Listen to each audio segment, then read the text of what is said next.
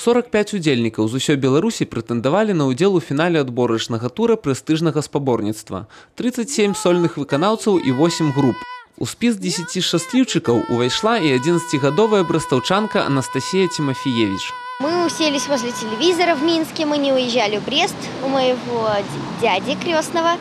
Мы у него сели и смотрим телевизор. Там должны были показать десятку. И меня показали предпоследней. Я была очень рада, пока мама с папой и Милана прыгали от счастья, и я плакала у папы на руках. Песню для Насти напісаў вядомы музыкант і кампазітар, мастацкі кіраўнік арт-групы «Беларусы» Валерый Шмат. З ім юная спявачка не раз сустракалася на рэспубліканскіх конкурсах, дзе мэтр быў у складзе журы.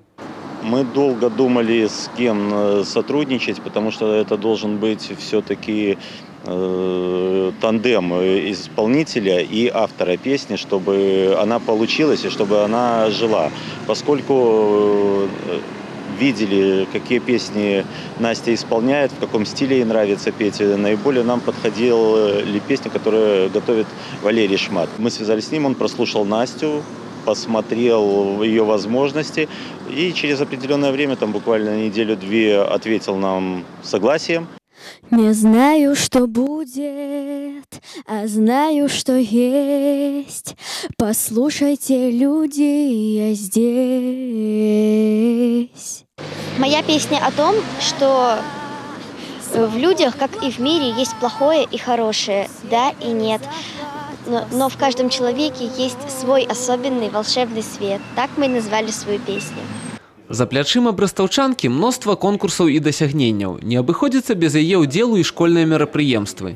Нягледзячы на пастаянную занятасць на сцэне, спявачка не забываецца і аб вучобе. Это кабинет белорусского языка и литературы. Это один из моих любимых предметов. Здесь когда-то учился мой папа. Она очень исполнительная, она очень большой трудоголик. Если что-то надо сделать, Настя делает все и вовремя. Это наша маленькая звездочка, мы все за нее болеем.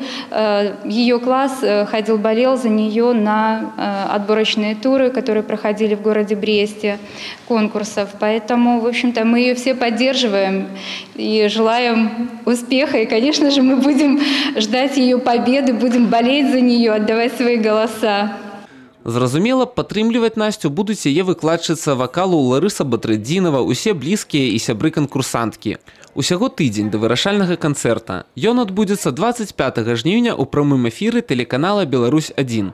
Сярод фіналістаў удзельнікі такіх праектаў, як «Голас дзеці», «Дзіцячая новая хваля», «Славянскі базар» у Віцебску. Нягледзячы на моцных сапернікаў, Настя верыць у сваю перамогу.